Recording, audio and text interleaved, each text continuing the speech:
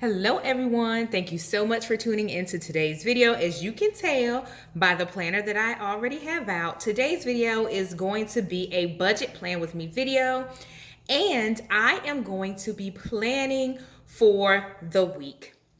So in this video, I am going to share a few tips with you in terms of why this planning technique could be beneficial to you, and then it'll give you an opportunity to learn a different style for budget planning. So stay tuned.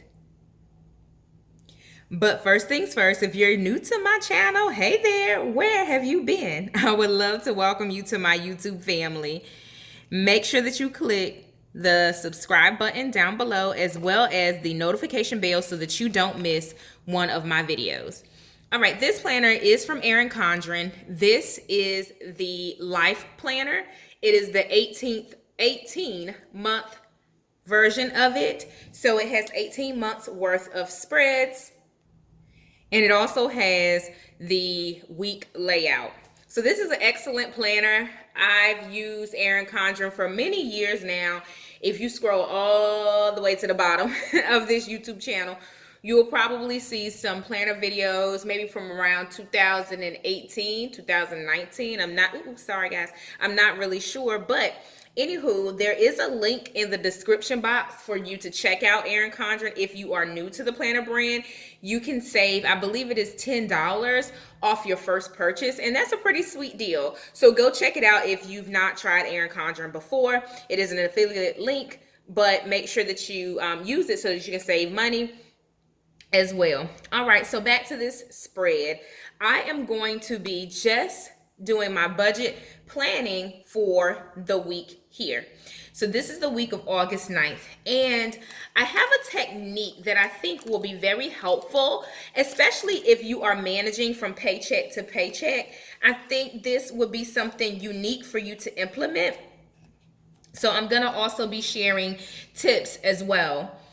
The first thing that I'm gonna do is go ahead and lay out some stickers so that I can account for some items. Let's see. In this sticker book, I picked it up at my local Michael's. It is the Happy Planner Budget Sticker Plan, and it is it's used up, guys. I try not to harp on needing new sticker books all the time, so I use what I have and make it work. The first thing that I do want to account for is my starting balance and my ending balance setup. So I'm going to do that just with a highlighter. I'm going to use green just because I think of money when I think of the color green, so we're going to go for it. Since I am planning for the week, I am going to account for my starting balance, and then anything that is due this week or any drafts that will withdraw this week from the bank, I will account for them in the specific date box. And then at the end of the week, this line is to account for the ending balance.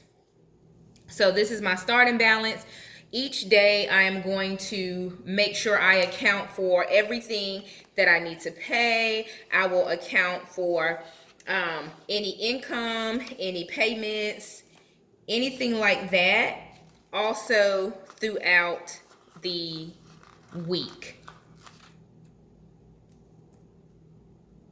All right, so as I mentioned, this type of setup will be very helpful for you if you want to remain close to your spending.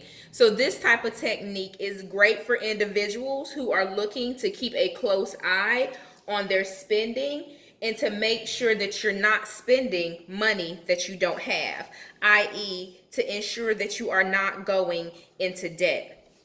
So this type of setup is very beneficial for that, and it's also a great way for you to really visualize your weekly spending as well. This is also a great technique if you are managing your weekly income, so that you are making sure that your bills are on a good flow, right? Because sometimes if you have non-traditional pay cycles, that might make things a little bit more unique for you to manage, but this approach is great for that. Also, if you are someone who is perhaps managing limited funds for right now, because I firmly believe that if you're watching this right now, that you will have all that you need and more. But anywho, so if you're managing limited funds, and this is a great way for you to ensure that you are spending within your means and that you are making sure your drafts are coming out properly. So if you remember back in the day when we had the check register books that used to come with the paper checks, if you still have those, leave me a comment, let me know. I still have one, it's in my closet somewhere. But anyway, so think of it that way. You're accounting for your starting balance, and then we're going to walk down everything that's coming out of the bank, anything that's coming into the bank, and then we're going to end with our ending balance. Each day, I'm also going to tally up my spend for that particular day, whether I put it temporarily on a credit card or if I use my bank cards. I want to get a pulse on how much we are spending each week on different items, whether it's food, dining out, or other miscellaneous expenses. I want to make sure I keep a pulse on that with this particular technique. So that's why I have the dollar signs in the boxes. And during the day, or for the particular day, I will account for the outflows. Here's an example. So on Tuesday, these items will draft out of the bank: a Target run, a PayPal payment, energy, and water. So I accounted for those on Tuesday. The next thing that I also want to account for is gas. I have school supplies on Monday, but I think my husband will need to stop to get gas. So I'll go ahead and create the line item for that. I also hope that this technique will allow us to be more mindful of our spending and in turn decrease our weekly spending, because we already have what we need earmarked. So anything above and beyond those items, we should pause and ask ourselves, do we really need X, Y, and Z? And do we really need it on this particular day? So hopefully it will help us to really narrow down our spending and be more purposeful and thoughtful of where our money is going. When you're managing your finances week to week, it's also very important to be mindful of any credit card use. If you use credit cards, if you don't, hey, that's fantastic. Avoid credit card debt. But if you are putting things on credit cards temporarily, it is very important to make sure that you are paying those things off and you're accounting for them as well. The last thing that I'm going to do as I set up this spread is go in and put my, I guess we're going to call it a little reconciliation down at the bottom. And anything that's left over for our ending balance, guess where it goes? It goes into the upcoming week. So in this particular case, anything that we have left over at the end of the week will carry over into the week of the 15th, which is a pretty busy week for us because we do have some items that are due the week of the 15th.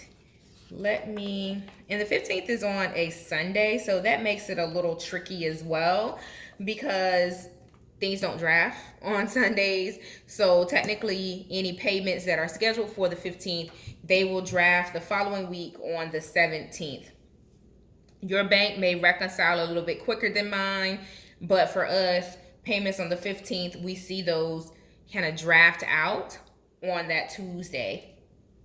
So anyway, that will take care of that. So I will worry about the 15th items for the following week. So this is a very simple layout. You can pull this together in under 5 minutes, I'm sure of it. Just look at your bank, look at your starting balance, chart out any bills that you have to pay, any special occasions, things that you have to buy things for. Actually, there's one more thing I need to add. Okay, I had to account for a post office run on Monday, and I think postage is going up, so I'm not sure what it'll cost for me to mail a box of planners, but nonetheless, or a box of notebooks rather. Anyway, so this spread, as I was saying, will probably take you about 5 minutes to put together. I think it is very functional. It is user friendly. It is not a lot of fuss. Just make sure as you're spending money, you account for it in the side boxes, because at the end of the week, you will total up all of your expenses. You will look at any income or inflows, and you will calculate your ending balance. That will carry over into the next week. I'll come back next week and do another walkthrough just so that you can get the idea of how this works in practice. And so you'll know it's super functional. Budget planning doesn't have to be an elaborate process. If you use a spreadsheet, that's great. I use a spreadsheet too. But if you want to incorporate your planner into your budget planning, I think it gives you a visual beyond what an Excel spreadsheet can give you. And it also gives you a closer view of what you're spending your money on. So I hope that you found this helpful. Leave me a comment and let me know, do you budget plan for the entire month, the quarter, the year, the week? Again, I feel like this technique is very beneficial. Leave me a comment and let me know your thoughts. I will speak to you in the next video, but please make sure that you give this a thumbs up. Also hit subscribe. I would love to welcome you to my YouTube family. I share my love for all things planning here on my channel. So make sure that you hit subscribe, and I will speak to you in the next one. Happy planning.